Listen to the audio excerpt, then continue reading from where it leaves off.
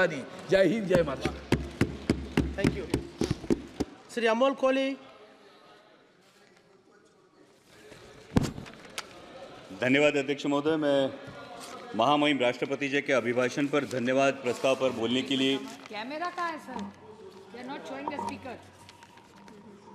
No, it is okay. They are showing. Carry on, carry on, carry on. धन्यवाद अध्यक्ष महोदय। मैं महामहिम राष्ट्रपति जी के अभिभाषण पर धन्यवाद प्रस्ताव पर बोलने के लिए मेरी पार्टी राष्ट्रवादी कांग्रेस शरद चंद्र पवार पार्टी की तरफ से खड़ा हूं, जिस पार्टी को चिल्ला चिल्ला कर हम ओरिजिनल है ये कहने की नौबत नहीं आती, क्योंकि महाराष्ट्र की जनता ने फैसला कर दिया है कौन असली है और कौन नकली है।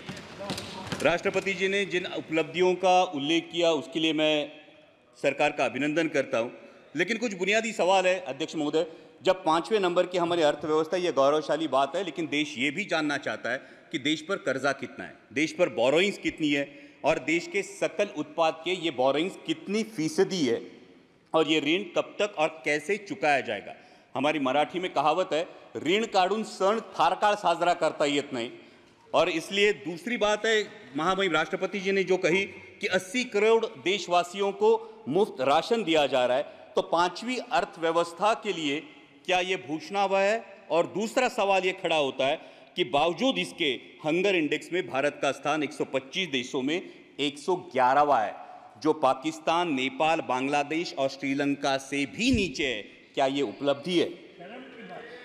और अगला सवाल ये बनता है, जो 5वें नंबर की अर्थव्यवस्था है वो अपने जेन्युइन जो ईमानदार टैक्स पेयर्स है उनको क्या दे रही है?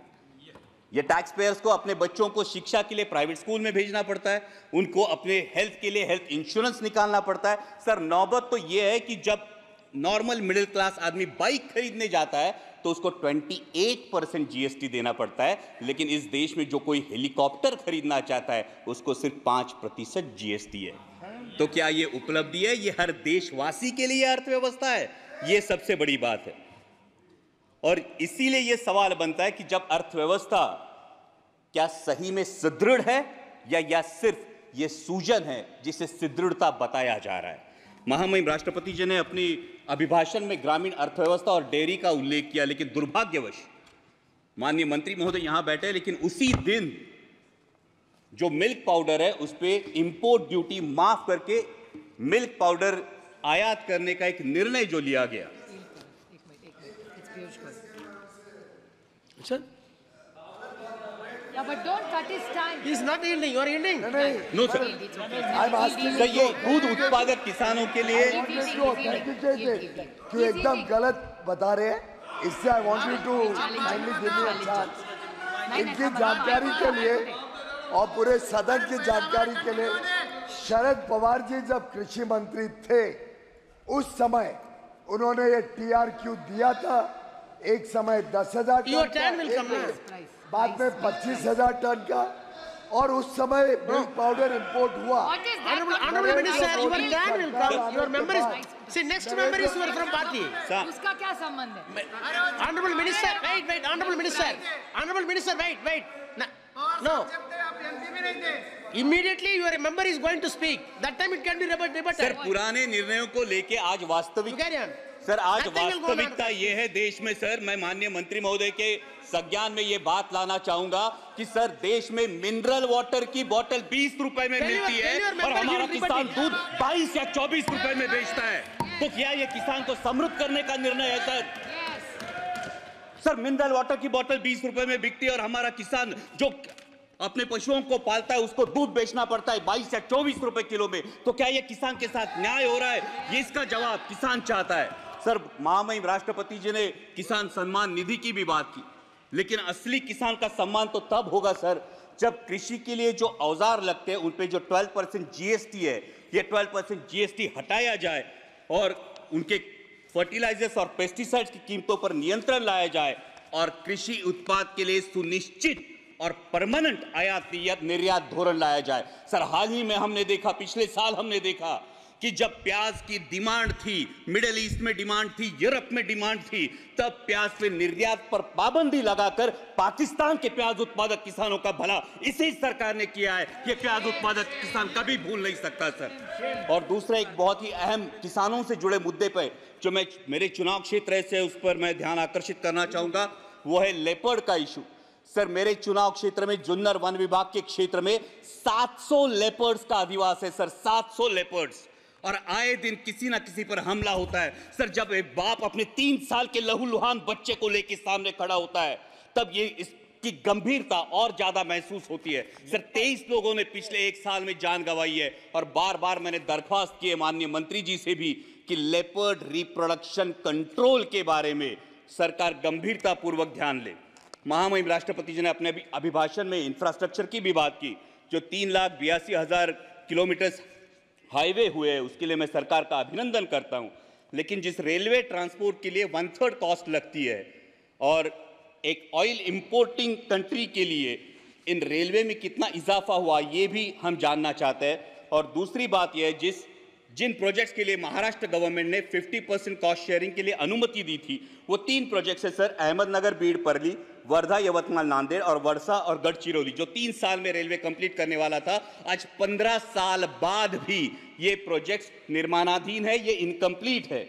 और महाराष्ट्र के गोल्डन ट्रायंगल को जोड़ने वाली पुणे नासिक रेलवे जैसा एक एम्बिशियस प्रोजेक्ट, जिस प्रोजेक्ट की फाइल कैबिनेट अप्रूवल के लिए पिछले 2 साल से पड़ी है, ना उसको कैबिनेट अप्रूवल मिल पा रहा है और ना ही इसकी इंप्लीमेंटिंग एजेंसी तय हो रही है। साथ ही में दौंड से पुणे तक जो लोकल की डिमांड है, ये भी डिमांड अब तक उसकी आपूर्ति नहीं की गई है। सर, डिफेंस सेक्टर के रिफॉर्म की महामहिम राष्ट्रपति जी के अभिभाषण में बात हुई, और आज ही मैं जब भाषण सब सुन रहा था, तब भारतीय न्याय संहिता की अंग्रेजों के जमाने की कानूनों को बदलने की जो बात हुई, लेकिन सर डिफेंस के बारे में रेड जोन का ये मुद्दा है, जो पिंपरी चिंचवड़ में और देश के 13 राज्यों में रेड जोन लागू होता है। ये रेड जोन 1903 के इंडियन डिफेंस एक्ट, अंग्रेजों के जमाने के कानून के तहत 2000 यार्ड का लागू होता है। लेकिन 1970 में जो स्टेक रेगुलेशंस हमने अपनाए, जो यूएन के स्टेक रेगुलेशंस हमने अपनाए, जिसको 2005 में अमेंड किया गया, उस स्टेक रेगुलेशन के तहत 200 से 500 मीटर सिर्फ रेड जोन की मर्यादा होनी चाहिए। और इसलिए रेड जोन क्या है? रेड जोन ये होता है जो डिफेंस का जो सेक्टर होता है, ये डिफेंस के सेक्टर के इसमें निर्माण के लिए अनुमति नहीं दी जाती, इन घरों को गैर कानूनी करार दिया जाता है। और इसलिए मेरी दरख्वास्त है कि अंग्रेजों के इस कानून को त्याग कर, 1905 के इंडियन डिफेंस एक्ट को त्याग कर, स्टेक रेगुलेशंस के तहत 500 मीटर के परे रेड जोन हटाया जाए और लाखों देशवासियों को राहत दी जाए। सर, अगला मुद्दा युवाओं की जो बात हुई महामहिम राष्ट्रपति जी के अभिभाषण में, लीडर ऑफ अपोजिशन ने नीट का भी मुद्दा उठाया। ये करोड़ों भारतीय युवाओं के एस्पिरेशन का मुद्दा है सर, और नीट को लेके बहुत असमंजस है। सब जगह पे नीट का सिलेबस सीबीएसई बोर्ड के तहत है। जो बच्चे स्टेट बोर्ड में पढ़ाई करते हैं, उनको क्लासेस लगाने से कोई दूसरा ऑप्शन नहीं बचता, और क्लासेस की फीस लाखों में चली जाती है। और अभी नीट पेपर लीक के इल्जामों के बाद ये असमंजस युवाओं में, क्या रीनीट होने वाली है? अगर रीनीट होती है तो जिन बच्चों ने ईमानदारी से पढ़ाई की, उन बच्चों का क्या होगा? और अगर रीनीट और इस फैसले में अगर देरी लग जाती है, तो सर एमबीबीएस का जो सिलेबस है फर्स्ट ईयर का, जिसमें फाउंडेशन होता है एनाटॉमी, फिजियोलॉजी और बायोकेमिस्ट्री का, जो 1 साल होता है, ये अगर कम कर दिया जाए तो युवाओं में जो एमबीबीएस एस्पायरेंट्स है, उनका ये फाउंडेशन वीक हो जाएगा। सर, दूसरा युवाओं से लेकर मेरे महाराष्ट्र में एक बहुत अहम मुद्दा है, वो है मराठा आरक्षण का। मराठा आरक्षण को लेकर महाराष्ट्र में बहुत बड़ा आक्रोश है, और उसी को लेके ओबीसी के युवाओं में अपने आरक्षण को लेकर चिंता भी है। इसलिए मेरी सदन के माध्यम से सरकार से दरख्वास्त है कि जातिगत जनगणना कराई जाए, और किसी भी के आरक्षण को ठेस ना पहुंचाते हुए मराठा समाज को भी आरक्षण दिया जाए। और सर, अंत में मराठी में इतना ही कहूंगा कि जलवायु की भी महामहिम राष्ट्रपति जी ने बात की, लेकिन आत्ताच आमच्याकडे माऊलींच्या पालखीचं प्रस्थान झालंय, आणि इंद्रायणी माई अजूनही फेसाळलेली आहे। करोडो रुपयांचा खर्च होऊन सुद्धा जर आमच्या वारकऱ्यांचं श्रद्धास्थान असलेली आमच्या इंद्रायणी माईला जर मोकळा श्वास मिळत नसेल, तर नक्की हा पैसा जातो कुठं, या नदी सुधार प्रकल्पाचा विचार व्हावा। सर, साथ ही में आपातकाल की बात हुई, लेकिन सर वास्तविकता यह है कि 1980 में जनरल इलेक्शंस में इसी देश की जनता ने 353 सीट्स देकर इसी कांग्रेस को वापस सत्ता में बिठाया था। तो ये मैं जानना चाहूंगा कि बार बार पुरानी जख्मों को कुदेरने से क्या हासिल होगा? और जब हम डिक्लेयर्ड इमरजेंसी की बात करते हैं तो देश में अनडिक्लेयर्ड इमरजेंसी की भी चर्चा होती है सर। कुछ सालों पहले सर शोले करके एक मूवी आई थी, उसमें एक डायलॉग था, शायद आपको भी याद होगा, कि दूर किसी दराज में जब बच्चा रोता है तो मां कहती है सो जा वरना गब्बर आ जाएगा। सर हालात ऐसे थे कि जब विपक्ष का कोई नेता सरकार के खिलाफ बोलता है तो उसको बोला जाता है चुप हो जा, सरकार के खिलाफ मत बोल वरना ईडी सीबीआई या इनकम टैक्स आ जाएगा। सर इस इनडिक्लेयर्ड इमरजेंसी का क्या? Sir 2 minute Please, one more speaker is there. Yes, sir. One more speaker is sir for जब party. नेता Please तोड़ो wind up, please party wind up. फोड़ो लेकिन विपक्ष मत रहने दो, ये बात होती है। सर जब लीडर ऑफ अपोजिशन ने डर की बात की तो महाराष्ट्र में ही बात हुई थी। 27 जून को माननीय प्रधानमंत्री जी ने भोपाल में भाषण किया था, तब उन्होंने नेचुरली करप्ट पार्टी जिस पार्टी को बोला था, जिन पर इल्जाम लगाए थे, उन्हीं हमारे साथियों को लेकर आज महाराष्ट्र में सरकार बनी है। तो सत्ता पक्ष ये कहे कि उनकी नैतिकता कहां गई। लेकिन अंत में मैं देश की जनता का आभार करूंगा सर, लास्ट पॉइंट, देश की जनता का आभार करूंगा क्योंकि उन्होंने पूर्ण बहुमत नहीं दिया और यह दिखा दिया कि तुम भारत कहो या इंडिया। सर 1 मिनट सिर्फ, लास्ट मिनट, तुम भारत कहो या इंडिया, मैं वही हूं जो अपने कर्म पर विश्वास रखता हूं। मैं वही हूं जो मंदिर मस्जिद मंगल सूत्र से ज्यादा देश की एकता को अहमियत देता हूं। मैं वही हूं जो राजतंत्र से ऊपर लोकतंत्र को मानता हूं। ठेकेदारों से ज्यादा पहरेदारों पर भरोसा करता हूं।